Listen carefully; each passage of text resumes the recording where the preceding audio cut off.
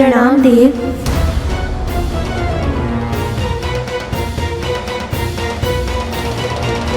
बिना अनुमति मेरे दरबार में घुसने का दुस्साहस। सूर्यदेव, जो अधिकार आपकी उष्मा का समुद्र के जल पर होता है, जो अधिकार बादलों से बरसते हुए जल का पृथ्वी की मिट्टी पर होता है, वही अधिकार एक प्रेयसी का उसकी प्रेमी पर भी होता है। मैं देवी छाया और आपका पुत्र शनि हूँ,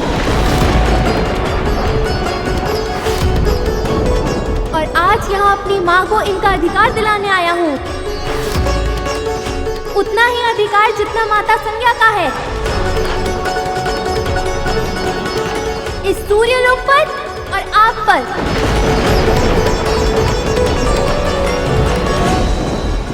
अधिकार की चर्चा, ये सबोध मुख से तुझे अधिकार किसने दिया बालक कि मुझ तक और मेरे लोक तक आने का दुस्साहस करे? भूल तुम्हारी नहीं, तुम्हारी माता की है। जब तुम्हें ही अपना उचित स्थान स्मरण नहीं रहा तो अपने बालक को क्या सिखाओगे?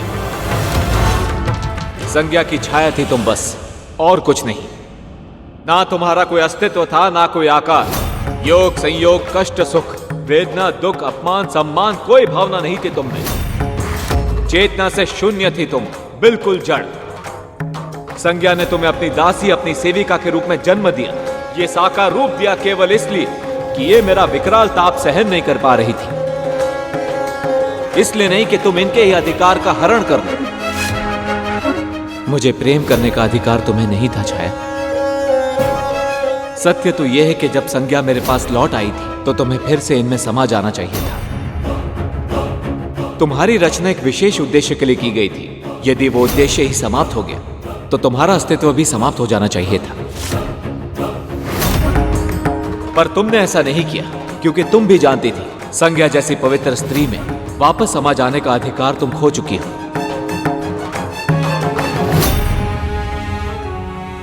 एक स्त्री की सबसे अमूल्य धरोहर, उसका चरित्र ही खो दिया है तुमने।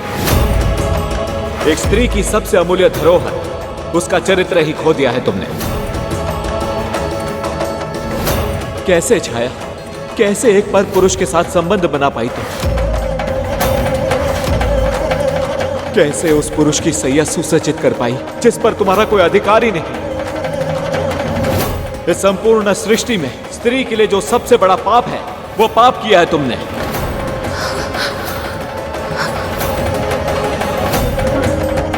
तुम कलुषित हो चुके हो छाया, पतिता हो तुम, पतिता। तुम कलुषित हो चुके हो छाया, पतिता हो तुम, पतिता।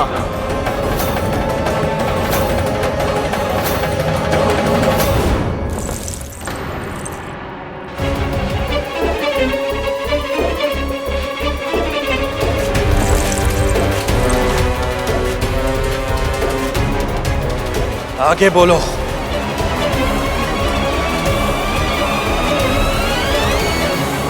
अपनी आंखों के सामने अपनी मां का अपमान होते देखना, उन्हें उपहास का पात्र बनते देखना एक पुत्र के हृदय को छल्ली कर देता है।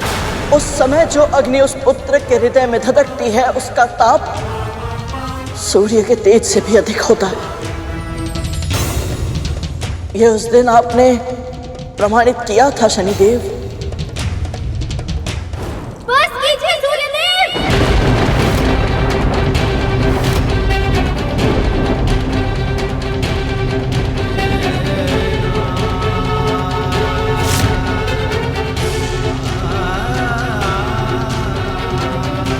यदि मेरी माँ का स्वतंत्र अस्तित्व नहीं था तो अपना चरित्र कैसे खोया इन्होंने?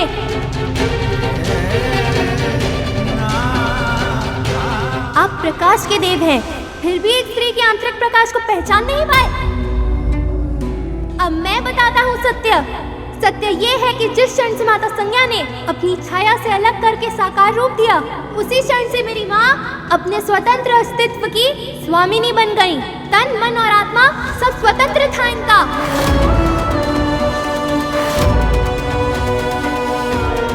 इन्हीं के मनोभावों से संचालित वियोग संयोग, कष्ट सुख, वेदना प्रेम सभी भावनाएं थी इनके मन में। इसलिए आपकी सेवा करते करते इनके मन में आपके प्रति आकर्षण उत्पन्न हुआ। फिर प्रेम हो जाना तो स्वाभाविक ही था, और आपने भी तो इनके प्रेम का उत्तर प्रेम करके ही दिया था।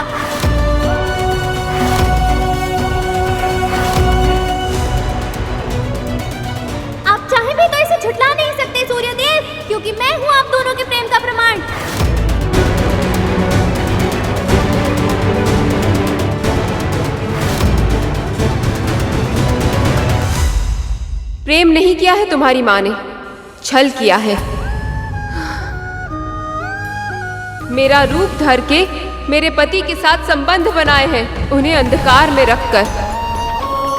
इस सभा में उपस्थित प्रत्येक सभासद ये जानता है कि सूर्य देव के पास सत्य को जान लेने की अद्भुत शक्ति है। कोई भी रहस्य इनसे छुपा नहीं रह सकता। पर इससे भी अधिक महत्वपूर्ण ये है माता, यदि एक पुरुष यह नहीं जान पाता कि उसकी शैया में संबंध बनाती स्त्री उसकी पत्नी है या कोई और, तो कटाक्ष उस स्त्री के चरित्र पर नहीं, स्वयं उस पुरुष के चरित्र पर होना चाहिए।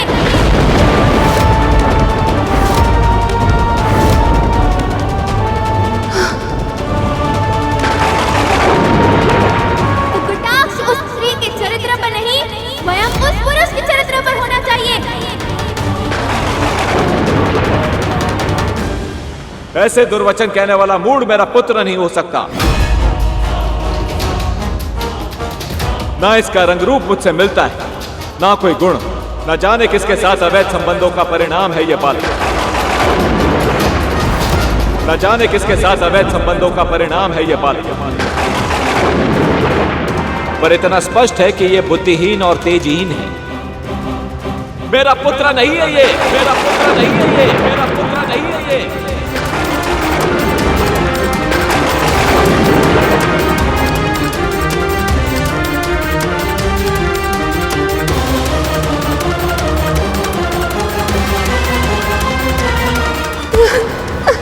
ये क्या कह दिया स्वामी आपने, ये क्या कह दिया?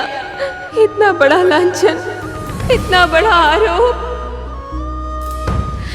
ये सुनने से पहले मेरे प्राण क्यों नहीं चले गए?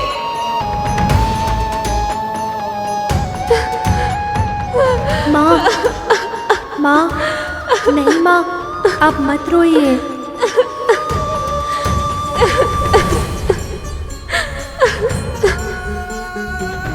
इन्हें प्रमाण चाहिए ना? मैं देता हूँ इन्हें अपना प्रमाण। मेरा तेज देखना चाहते हैं ये? अब मैं दिखाऊंगा इन्हें अपना तेज।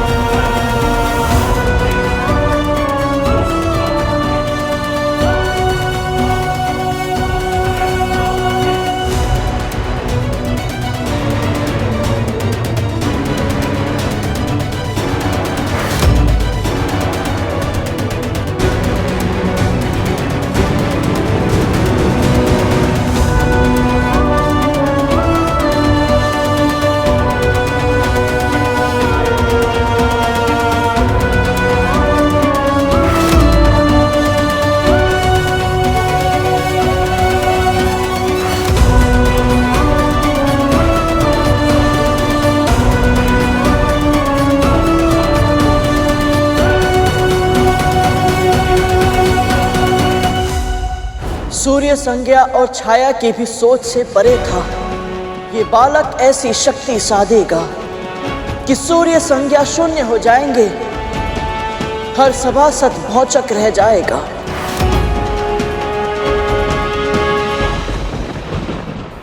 धूमल, यदि शनिदेव सच में इतने शक्तिशाली हैं कि सूर्य देव भी इनके सामने तेजहीन हो गए, तो फिर हम इनकी वक्र दृष्टि से कैसे बच पाएंगे?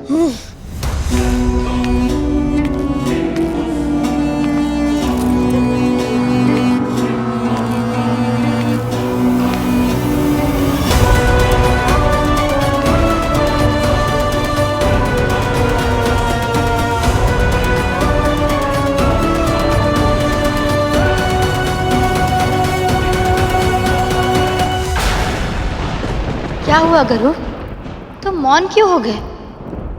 उस दिन शनिदेव का क्रोध, उनका तेज सबको दिखाई दिया था। पर किसी को उनकी पीड़ा नहीं दिखाई दी थी। उनके हृदय में उठता भवंडर किसी को नहीं दिखा था। संसार में ऐसा कोई पुत्र नहीं है जो अपने पिता का अनादर करना चाहता हो, पर अपने मां के सम्मान के लिए शनिदेव को अपने पिता के विरुद्ध सर उठाना पड़ा। इस बात की पीड़ा कितना दंश देती है, ये कोई और नहीं समझ सकता। ये क्या कर रहे हो तुम? बस करो, इन्हें क्षमा कर दो पुत्र। हमें तुम्हारी शक्ति का आभास नहीं था, अब हमें ज्ञात हो गया है। इनसे अपनी दृष्टि हटा लो पुत्र। इस विमाता की बात मानो पुत्र, ये तुम्हारे पिता हैं और पिता पूजनीय होते हैं। तुम्हारे पिता को सारा संसार पूजता है, समस्त संसार का जीवन इन्हीं से संचालित होता है। अपने पिता को प्रताड़ित मत करो पुत्र। पिता से भी बड़ा स्थान होता है माँ का, और इन्होंने मेरी माँ का अपमान किया है, मेरी माँ का अधिकार छीना है इन्होंने। उनके साथ जो अन्याय किया है उसका दंड मैं इन्हें दे के रहूंगा। आज न्याय करूंगा मैं।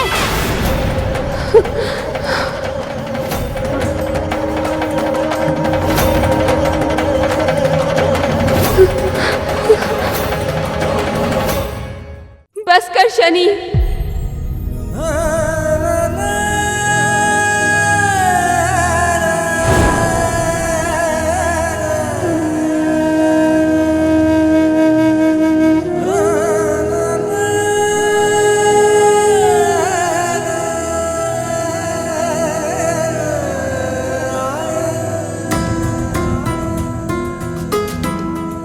माँ, आप क्यों? अपने पिता का अपमान करने का साहस भी कैसे किया तूने? जब कोई हमारे साथ अनुचित करे तो प्रति उत्तर में हम भी उसके साथ अनुचित व्यवहार करके कुछ भी ठीक नहीं कर सकते पुत्र। न्याय का अर्थ सदैव दंड देना नहीं होता है पुत्र। तू मुझे न्याय दिलाना चाहता था, पर तूने सूर्यदेव का तेज छीनकर संसार के सभी प्राणियों को जो कष्ट पहुंचाया है उसका आभास है तुझे? संसार में त्राही त्राही की पुकार मची है, क्या ये उन सब के साथ अन्याय नहीं है? न्याय का एक ही सिद्धांत है पुत्र, सहस्त्र अपराधी मुक्त हो जाएं, पर एक भी निर्दोष को दंड नहीं मिलना चाहिए।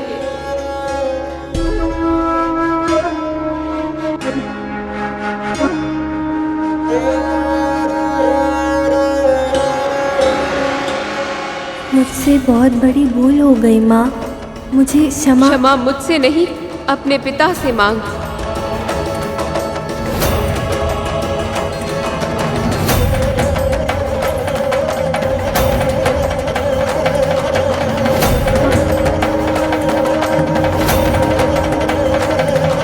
भूल तो मुझसे हुई है पुत्र। देवी छाया, मैं आपको अपनी पत्नी के रूप में और शनि को अपने पुत्र के रूप में स्वीकार करता हूं।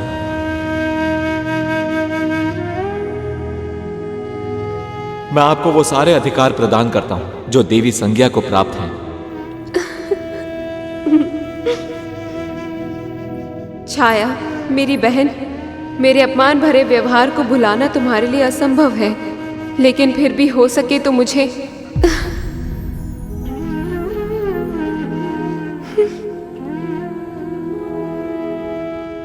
माता, पिताजी, अब मुझे जाने की आज्ञा दीजिए। तुम अभी अभी तो मिले हो पुत्र, इतने शीघ्र कहाँ जाओगे? मैं तपस्या करना चाहता हूँ पिताजी, ताकि अपने शक्तियों का प्रयोग मैं संसार के कल्याण के लिए कर पाऊँ, एक ऐसा पुत्र बन पाऊँ जिस पर आपको और मेरी दोनों माताओं को गर्व हो।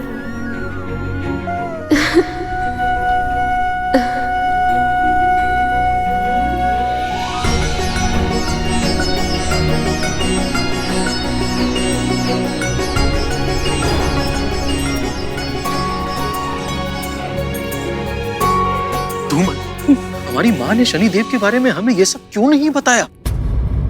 वो तो सदैव हमें इनसे सावधान रहने के लिए कहती रही। माँ सही ही कहती थी, सावधान तो अभी भी रहना होगा इनसे, नहीं तो कहीं हम भी भूत नंदी की तरह आहत हो गए तो।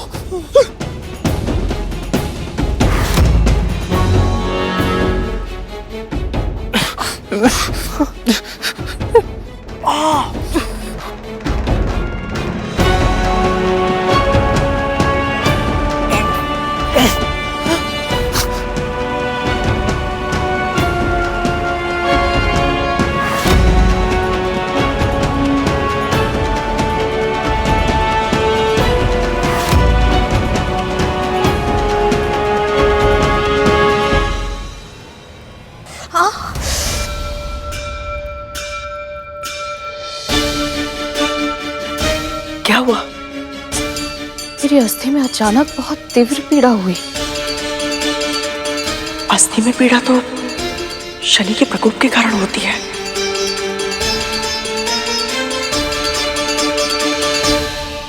कहीं ऐसा तो नहीं कि गरुड़ की पीड़ा का आभास तुझे हो रहा है?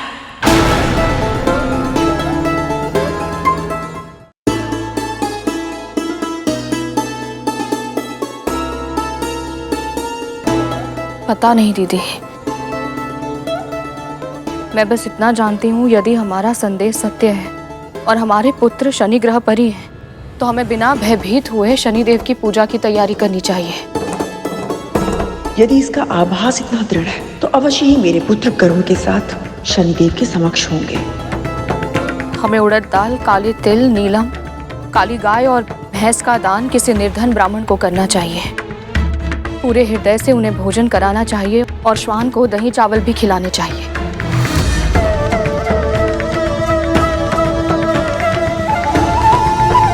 तू इतनी शांत कैसे है? तुझे तेरे पुत्र के लिए भय नहीं लग रहा है?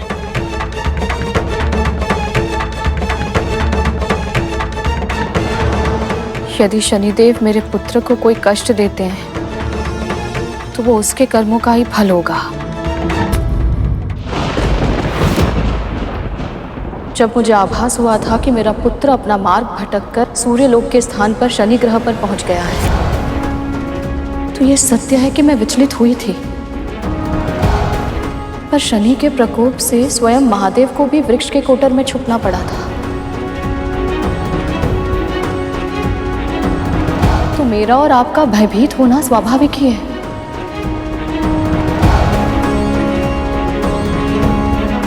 पर जो हो रहा है वो हमारे नियंत्रण में नहीं है। यदि गरुड़ वहां तक पहुंचा है तो इसमें भी श्री विष्णु की ही इच्छा होगी।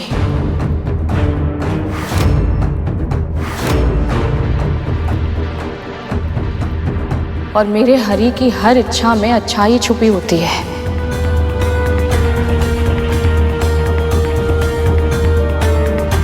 एक माँ होने के नाते मुझे अपने दिए हुए संस्कारों पर, अपने पालन पोषण पर पूरा विश्वास है। मेरे पुत्र ने ऐसा कोई कार्य नहीं किया होगा जिससे शनि देव को उसे दंड देना पड़े। इसलिए मुझे कोई भय नहीं लग रहा।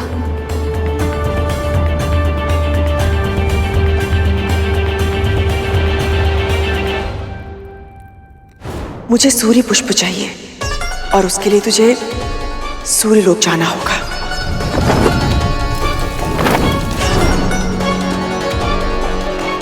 क्या हुआ, आप किस सोच में पड़ गई?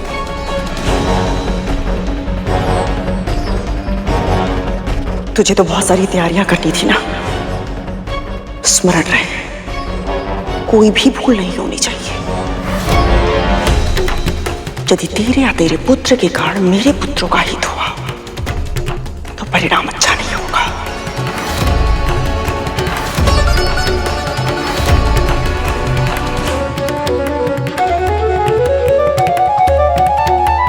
माँ, आपके संस्कारों को मैं हमेशा स्मरण रखूंगा, चाहे मेरे प्राण ही क्यों न चले जाएं। आपको कहीं भी शीश झुकाने का अवसर नहीं दूंगा माँ।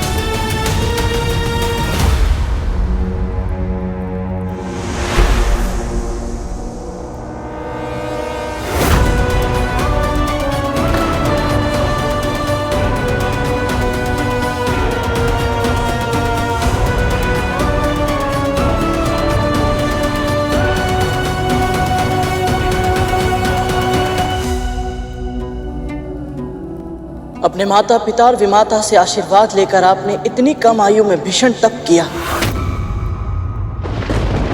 ओम नमः शिवाय, ओम नमः शिवाय, ओम नमः शिवाय, ओम नमः शिवाय, ओम नमः शिवाय, ओम नमः शिवाय, ओम नमः शिवाय, ओम नमः शिवाय, ओम नमः शिवाय, ओम नमः शिवाय।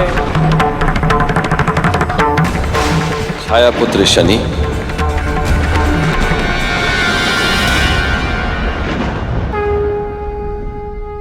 आपकी तपस्या सफल हुई। महादेव,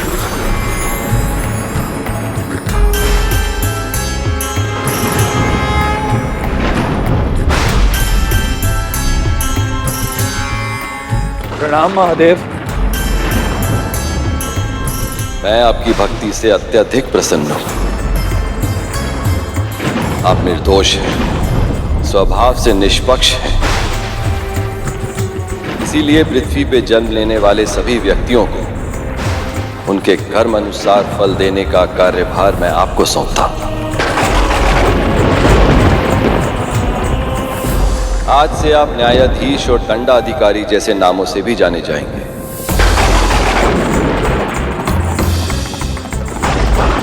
आपका धर्म होगा प्रत्येक प्राणी को उसके कर्म के अनुरूप न्याय और दंड देके उन्हें और पाप करने से रोकना, ताकि वो अपने जीवन को मोक्ष की ओर अग्रसर कर सके।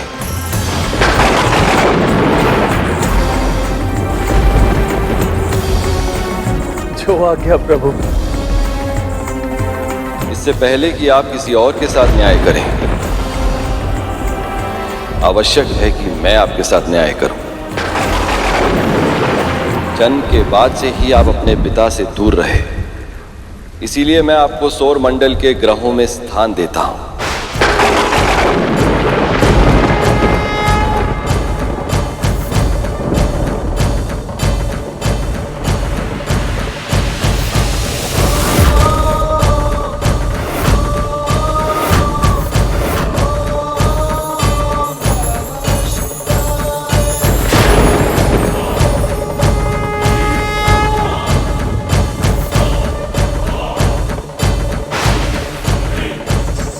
आज से आपके शस्त्र होंगे त्रिशूल,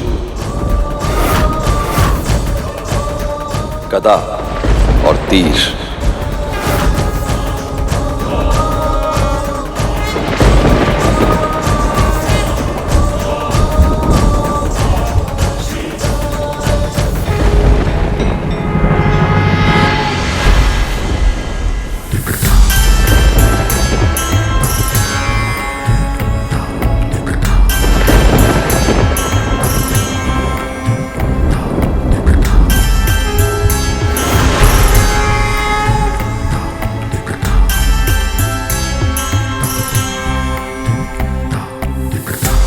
महादेव की जय हो। महादेव की जय हो। महादेव की जय हो। महादेव की जय हो।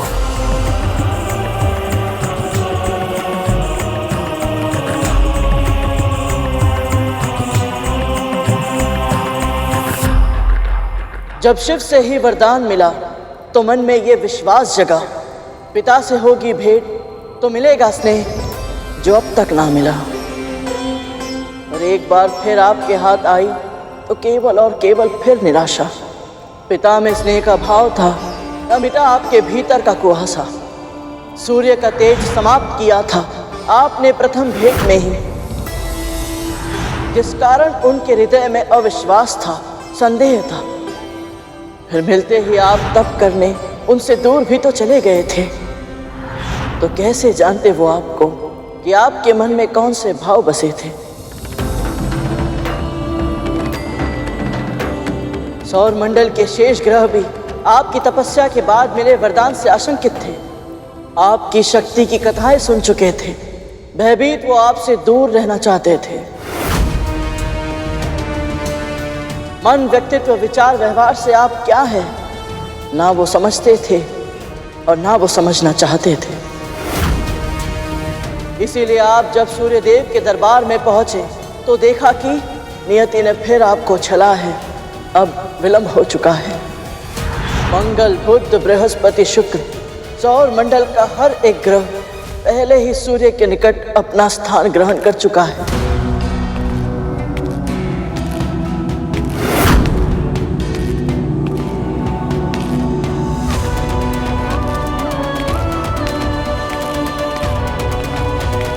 प्रणाम पिताश्री। आओ शनि, अपना स्थान ग्रहण करो।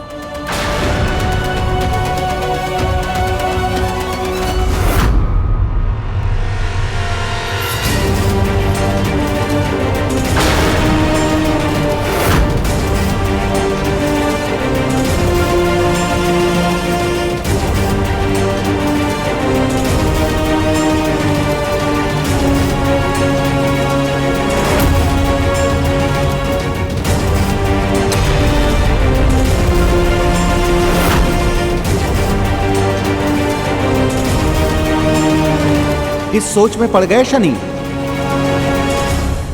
अपने आसन को लौह का बना देखकर आश्चर्यचकित हो रहे हो। वैसे तुम्हारे रंग, रूप और व्यक्तित्व के अनुसार ही आसन है। तुम्हें अच्छा तो लगा ना शनि? यदि ना लगा हो तो फिर क्रोध में आकर अपनी वक्र दृष्टि से भस्म नहीं कर देना।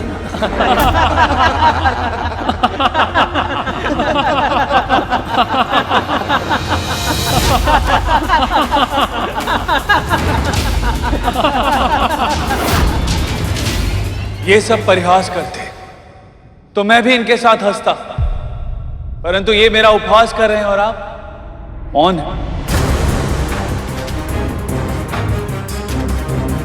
आपके इस दरबार में अन्य सभी स्वर्ण के सिंहासनों पर विराजमान हैं और मेरे लिए लौह का आसन।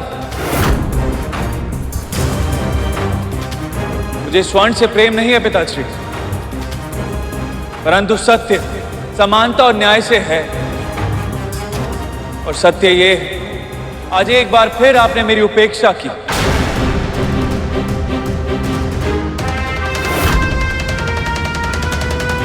कोई बात नहीं पिताश्री, महादेव ने मुझे कर्मफल का न्यायाधीश और दंड अधिकारी घोषित किया है और अपने कर्म से मैं समस्त संसार में सर्वोच्च स्थान प्राप्त करूंगा और ये मेरी प्रतिज्ञा है पिताश्री।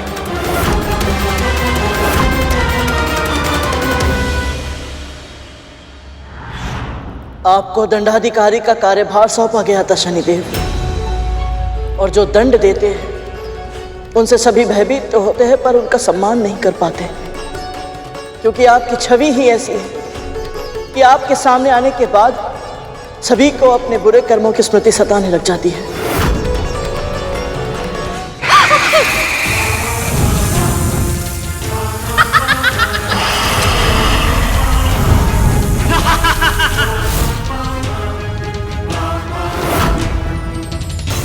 समय आया और आपका विवाह चित्ररथ की पुत्री देवी धामिनी के साथ होना तय हुआ, पर तब भी आपके साथ थी तो केवल मां छाया।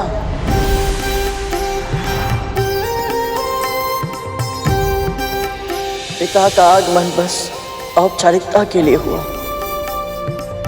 पर एक भी ग्रह आपकी प्रसन्नता में सम्मिलित नहीं हुआ। वो अपमान भी आपने जिया और देवी से गंधर्व विवाह किया।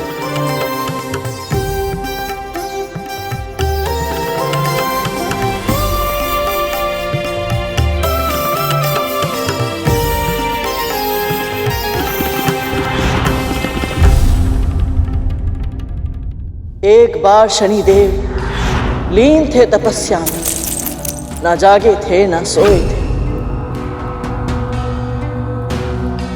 श्रृंगार कर पत्नी निकट आई, पर पति तो ईश साधना में खोए थे।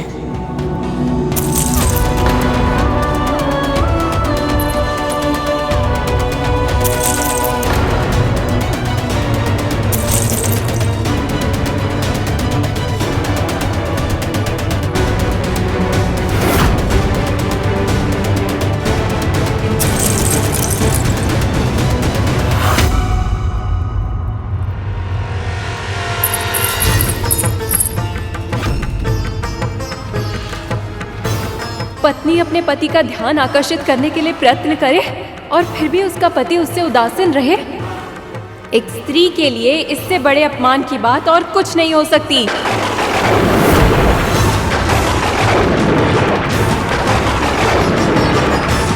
इतने उमंगों के साथ विवाह किया था मैंने आपसे।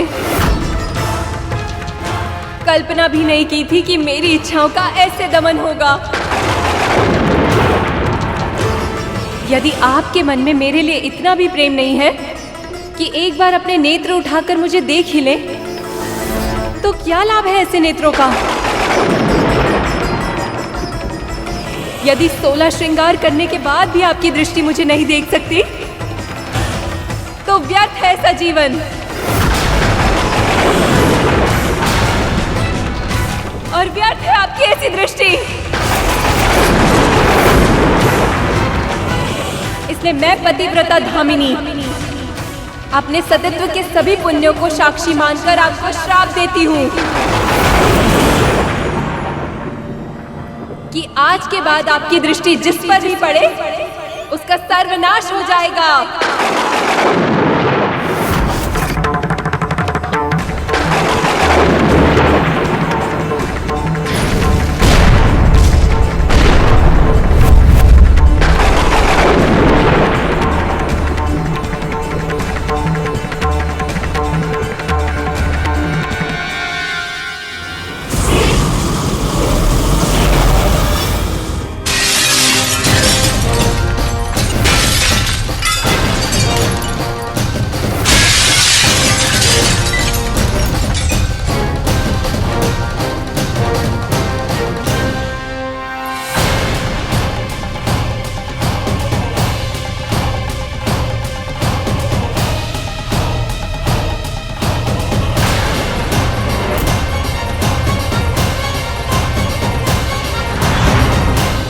बस करो पुत्र, मुझे उस क्षण का स्मरण मत कराओ। क्रोध में आकर मैंने एक शिव भक्त की तपस्या को भंग करने का दुस्साहस किया था और उस पाप का फल मैं आज तक भुगत रही हूँ। अब चाहे कितने भी अच्छा क्यों ना हो, मेरे पति एक क्षण के लिए भी दृष्टि उठाकर मुझे देख तक नहीं सकते।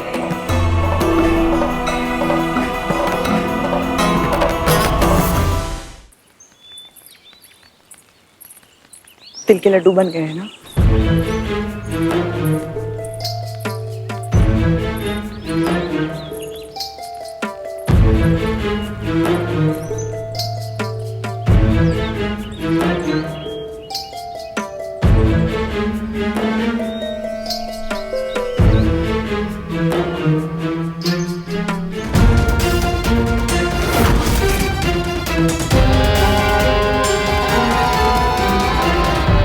तुम दोनों के यहाँ खड़े रहने से तुम्हारे भाई वापस नहीं आएंगे।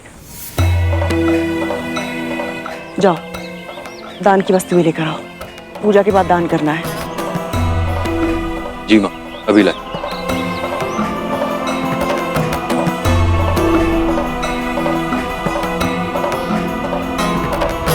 देवी धामिनी के श्राप के बाद आपकी दृष्टि न केवल उनके लिए बल्कि पूरे संसार के लिए अभिशाप बन गई। पिता की उपेक्षा, मां से वियोग और पत्नी के श्राप जैसे अनेक दुखों से उत्पन्न नकारात्मक ऊर्जा आपकी तपस्या के कारण तपोबल में बदल गई और उसी तपोबल का परिणाम है आपकी वक्र दृष्टि और उसका अद्भुत प्रभाव। अब ये दृष्टि जिस प्राणी पर पड़ती है उसकी दुर्गति निश्चित ही हो जाती है।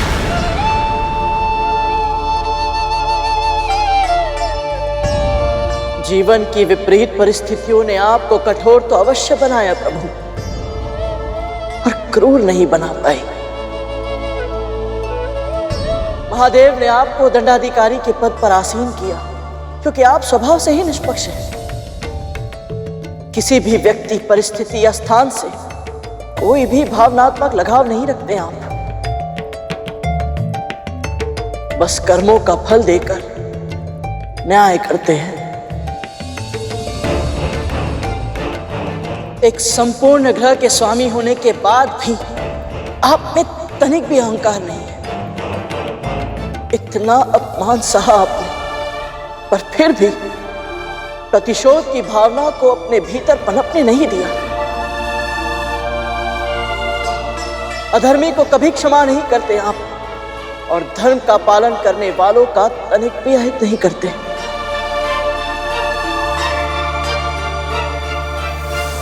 आपकी वक्र दृष्टि प्रभावी है, बहुत प्रभावी है, पर उससे भी अधिक प्रभावशाली है आपकी कृपा दृष्टि। आपकी कृपा का आशीर्वाद जिसे भी मिल जाए उसे धन, धान, समृद्धि, ऐश्वर्य सब कुछ अपने आप मिल जाता है। इसीलिए मैं जानता हूं प्रभु, आप संकट कारक नहीं हैं। मैं आपको नमन करता हूं प्रभु।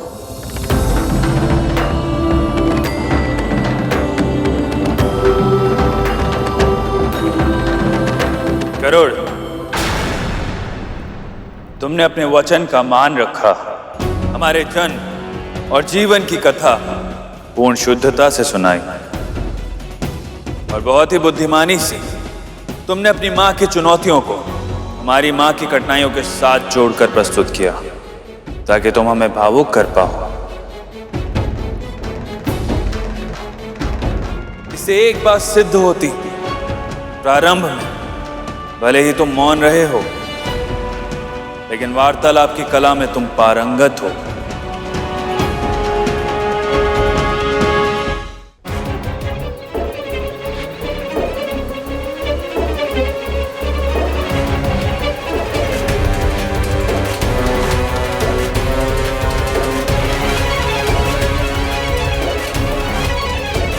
गरुड़, क्या हुआ? तुझे कोई संकेत मिला?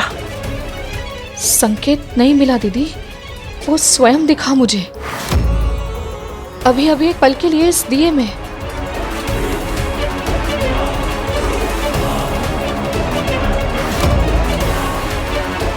और साथ में उसके नाग भाई भी थे। इस संकेत का क्या अर्थ हुआ? उन पर कोई संकट तो नहीं?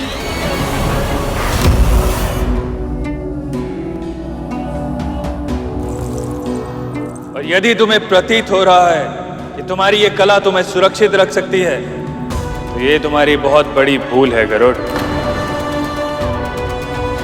महाराज, मैं आपसे विनती करती हूँ, आप इन सभी पे अपनी कृपा कीजिए।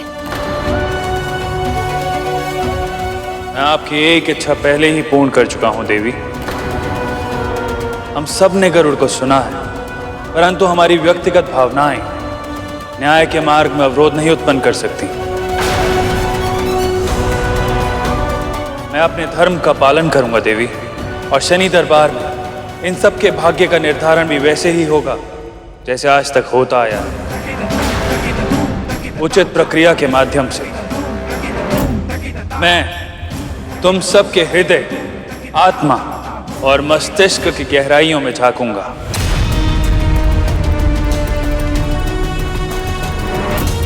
फिर मैं निर्णय लूंगा कि तुम क्षमा के योग्य हो या दंड के।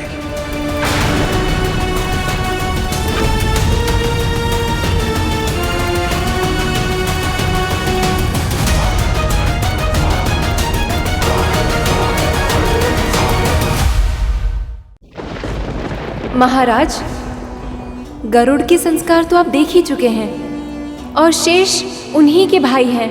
मैं आपसे विनती करती हूँ, आप इन सभी पे अपनी कृपा कीजिए।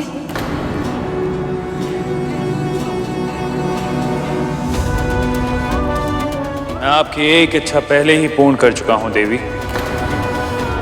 हम सब ने गरुड़ को सुना है, परंतु हमारी व्यक्तिगत भावनाएं न्याय के मार्ग में अवरोध नहीं उत्पन्न कर सकती। मैं अपने धर्म का पालन करूंगा देवी, और शनि दरबार में इन सब के भाग्य का निर्धारण भी वैसे ही होगा जैसे आज तक होता आया है, उचित प्रक्रिया के माध्यम से।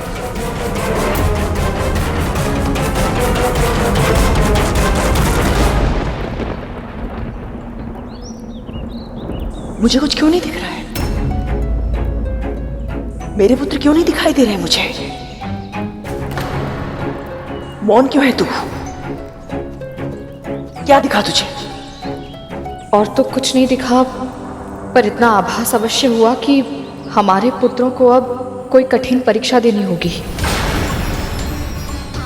यदि वो उसमें सफल हो गए तो हमारे पास वो निश्चित ही सुरक्षित लौट आएंगे। और यदि सफल नहीं हुई तो?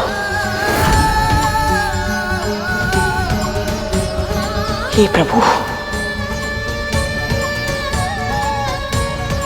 मेरे पुत्र वापस आ जाए, सुरक्षित, बिना आहित हुए।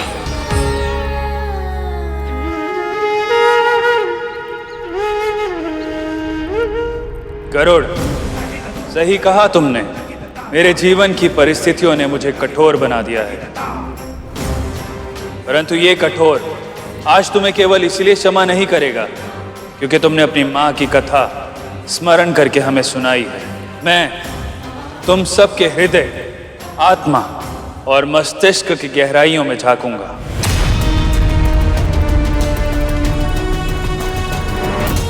फिर मैं निर्णय लूंगा कि तुम क्षमा के योग्य हो या दंड के, और उसके लिए मैं तुम सब की परीक्षाएं लूंगा। परंतु ध्यान रहे, तुम में से किसी एक भी परीक्षा में उत्तीर्ण हुआ तो तुम सबको शनि की 7.5 का प्रकोप सहना होगा।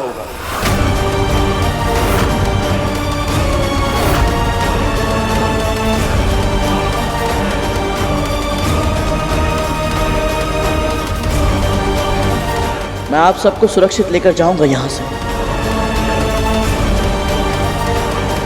विपदा में व्यक्तित्व निखरता है गरुड़, इसलिए सामने कितना भी घनघोर संकट क्यों ना आए, तू सदैव अपने आदर्शों पर अडिग रहना। यदि तू ऐसा कर पाया तो अपने आप संसार के लिए वंदनीय बन जाएगा। देव, मेरी मां कहती है कि परीक्षा से कभी भी भयभीत नहीं होना चाहिए, क्योंकि यदि तुम्हें सही उत्तर पता हो तो आत्मविश्वास बढ़ता है, यदि ना पता हो तो ज्ञान। इसीलिए आप कैसी भी परीक्षा क्यों ना लें, मैं तैयार हूं और उत्सुक भी।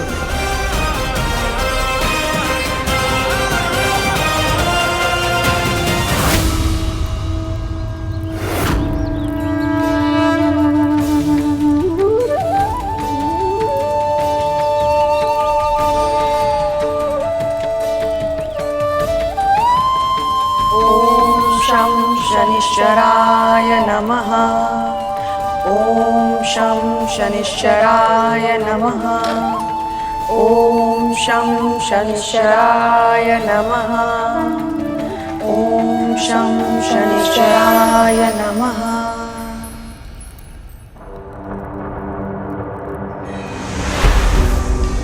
प्रथम परीक्षा के रूप में मैं तुमसे कुछ प्रश्न करूंगा गरुड़, और इस कर्पूर के पूर्ण तरह जल जाने से पहले तुम्हें उन सभी के उत्तर देने होंगे। जो आज्ञा शनिदेव। पहला प्रश्न, जिस जल में सब कुछ घुल जाता है वो क्या है जिसमें जल स्वयं घुला हुआ है? वायुमंडल। और वायुमंडल किस में घुला हुआ है? स्वर्ग में। और स्वर्ग? स्वर्ग और सभी शेष लोग वैकुंठ में घुले हुए हैं देव। वैकुंठ, वो किस में घुला हुआ है?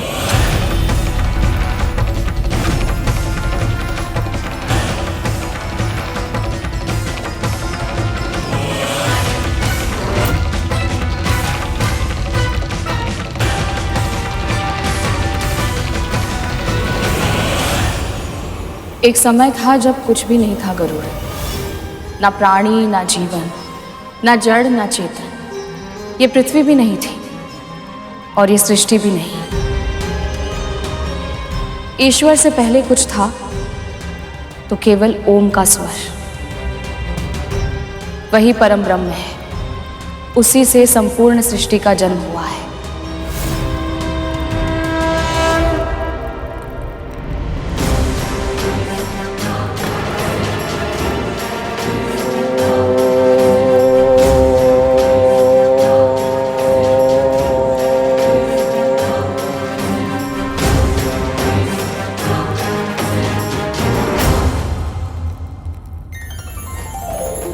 जब कुछ नहीं था तब ओम था। जब कुछ नहीं होगा तब भी ओम ही होगा, क्योंकि ओम ही परम ब्रह्म है।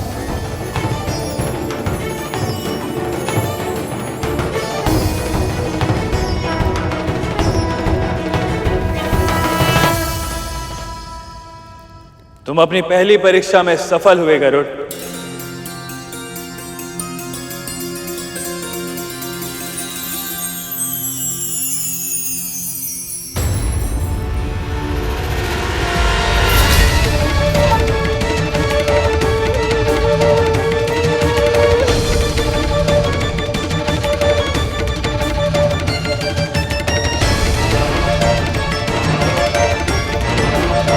तो शनिदेव हमारी प्रार्थना स्वीकार कर ले और उनका कोई प्रभाव हमारे परिवार पे ना पड़े। प्रभाव ही तो है कालिया। महारानी एक दासी के साथ पूजा कर रही है।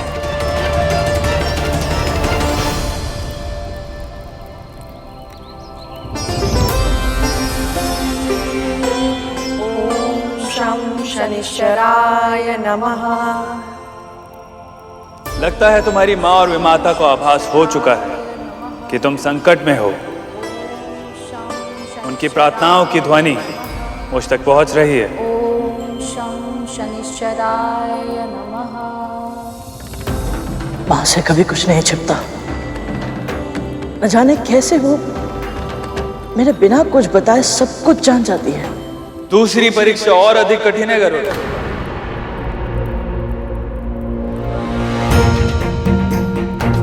स्वामी इस बालक के साथ इतना कठोर व्यवहार क्यों कर रहे हैं? संन्यास श्रेष्ठ है या गृहस्थ जीवन? इस प्रश्न का सही उत्तर जानने के लिए तो मैं भी उत्सुक हूँ। तुम्हें क्या श्रेष्ठ लगता है गरुड़? मेरी दृष्टि में गृहस्थ जीवन अधिक श्रेष्ठ है देव। क्यों? कहा तो ये जाता है कि ईश्वर को जानने के लिए पहले स्वयं को पहचानना पड़ता है, और स्वयं को पहचानने के लिए संन्यास अनिवार्य है। जैसे कि आपने कहा, एक सन्यासी के लिए अंतिम लक्ष्य होता है ईश्वर या परम सत्य की खोज करना, पर यह खोज तो एक गृहस्थ भी कर सकता है देव। कैसे गरुड़? गृहस्थी के बंधन में बंधा होता है, उसे अपने साथी की और अपने बच्चों की चिंता होती है, परंतु सत्य की खोज तो वो कर सकता है जो स्वतंत्र हो। किसी की चिंता करना बंधन नहीं, प्रेम होता है देव। प्रेम भी तो एक बंधन ही है गरुड़। क्षमा करे देव, यदि प्रेम निस्वार्थ भाव से किया जाए तो बंधन नहीं होता।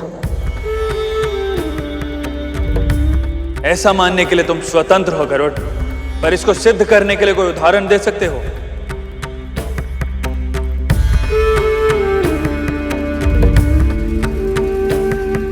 अपने पिता सूर्यदेव का प्रेम देखिए शनिदेव।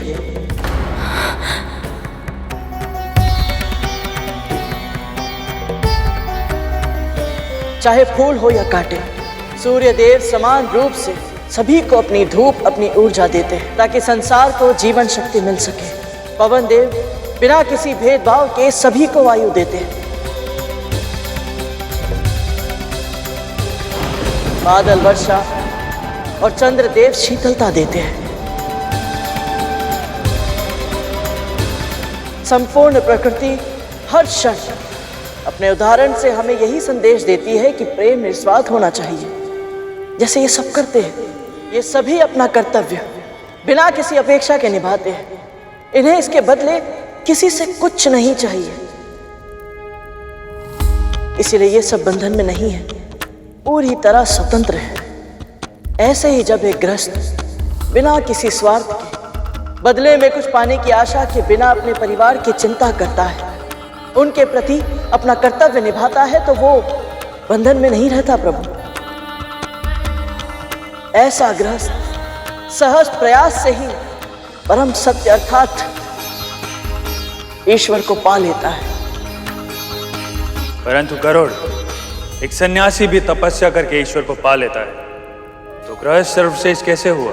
जब एक सन्यासी ईश्वर को ढूंढने के लिए धर्म के मार्ग पर चलता है तो वो अकेला रहता है,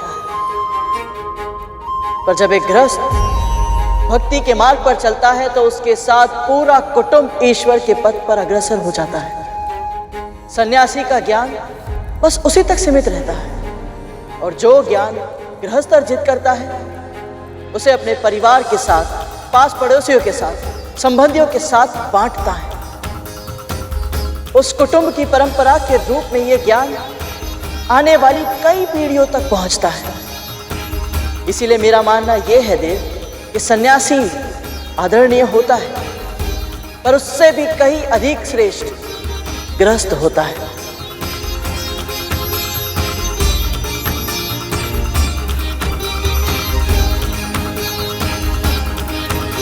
और अगली परीक्षा से पहले मैं तुम्हें बताना चाहता हूं गरुड़, तुम्हारी बुद्धि और तुम्हारा ज्ञान अद्भुत है। तुमने अपनी मां के कहे एक एक शब्द को अपने मन में संजो के रखा है और जीवन जब जब तुम्हारे सामने चुनौतियां प्रस्तुत करेगा, ये कुशलता तुम्हारी सबसे बड़ी सहायक सिद्ध होगी। और अब मेरा अंतिम प्रश्न, तुम्हारी मां सदैव अच्छे कर्म करती है, कभी किसी का बुरा नहीं किया उन्होंने, फिर भी उनके और उनके पुत्र के भाग्य ने उन्हें दास बना दिया।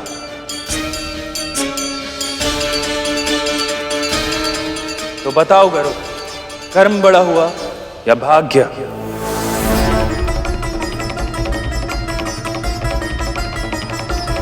मैं महर्षि कश्यप की पत्नी विंता अपनी बहन कद्रू की दास्ता स्वीकार करती हूँ। मैं महर्षि कश्यप और मां विंता का पुत्र गरुड़, मेरी विमाता महारानी कद्रू और उनके 1 सहस्त्र पुत्रों की दास्तां स्वीकार करता हूँ।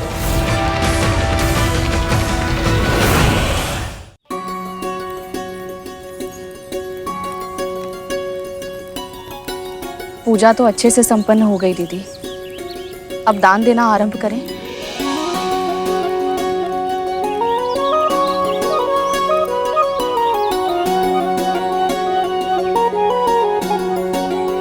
ये काली उड़द की दाल, काले तिल और नीलम रत्न है। बस मुझे इतना आशीर्वाद दीजिए कि शनि देव के ग्रह से मेरे पुत्र सुरक्षित लौट आए। जैसा तुम चाहती हो वैसा ही होगा पुत्री। शनिदेव तुम्हारे पुत्रों पर कृपा करें, उन्हें सुरक्षित अपने ग्रह से निकल जाने दें। बाबा, ईश्वर की प्रेरणा से मेरी ओर से ये छोटी सी भेंट स्वीकार करें। आशीर्वाद में कुछ विशेष नहीं मांगोगे पुत्री? आपको जो उचित लगे अपनी पुत्री समझकर दे दीजिए। अद्भुत पुत्री, अद्भुत। जो मांगता है उसे बस वही मिलता है जिसकी उसने इच्छा व्यक्त की है, पर जो नहीं मांगता उसे ईश्वर वो सब कुछ देते हैं जो उसके लिए उचित होता है। तुम निश्चिंत रहो, शनिदेव तुम्हारी प्रार्थना अवश्य स्वीकार करेंगे। तुम्हारे पुत्र को कभी कोई हानि छूकर भी नहीं जाएगी।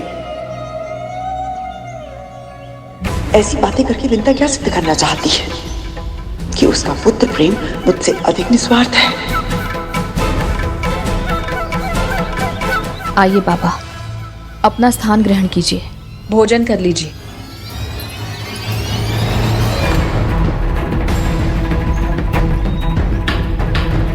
पशु आखिर पशु ही होते हैं, देख रहे हो भैया। इतने प्रेम से खिलाने का प्रयत्न कर रहा हूं, फिर भी नहीं खा रहा। अरे खा रे।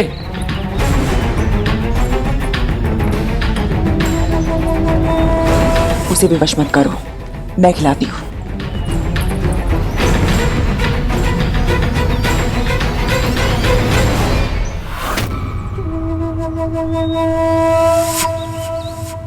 भोजन सामने है, पर पशु होकर भी ये खाने में कोई रुचि क्यों नहीं दिखा रहा है? यदि इसने भोजन ग्रहण नहीं किया तो इसका अर्थ होगा कि शनिदेव मेरी पूजा से प्रसन्न नहीं है, और यदि ऐसा हुआ तो मेरे पुत्र।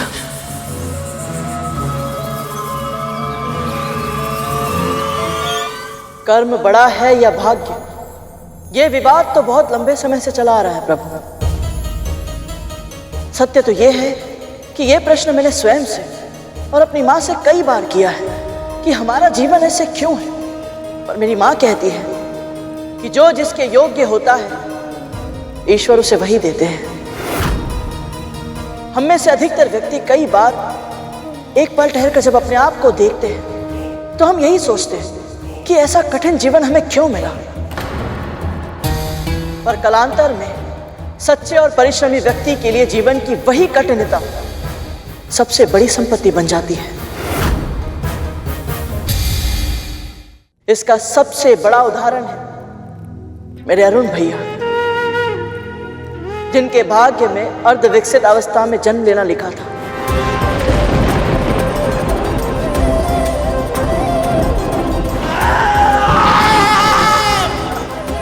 पर उनकी तपस्या से उन्होंने जो कर्म किया उसके कारण वो आज सूर्यदेव के सारथी बन गए।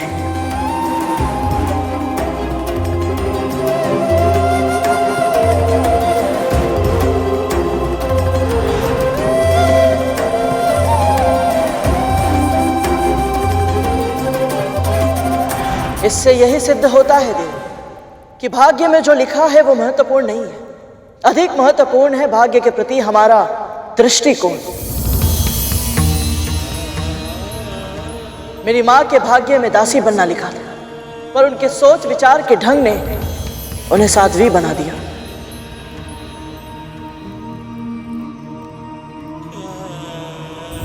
दृष्टिकोण हमारा विषय नहीं है गरुड़।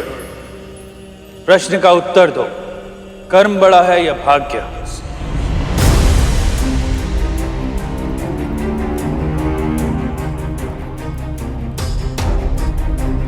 हम अपने भाग्य से नहीं भाग सकते देव, पर हमारे कर्म वो शस्त्र हैं जिनके माध्यम से हम अपने भाग्य को संचालित कर सकते हैं। क्या तुम्हें पूरा विश्वास है कि भाग्य को बदला भी जा सकता है? यदि हमारे कर्म अच्छे होंगे तो हो सकता है कि हम अपने भाग्य को भी बदल पाए। गरुड़, तुम्हें अपने कहे एक एक शब्द को उदाहरण के साथ सिद्ध करना होगा, अन्यथा तुम्हारा उत्तर स्वीकार नहीं जाएगा और तुम इस परीक्षा में असफल हो जाओगे।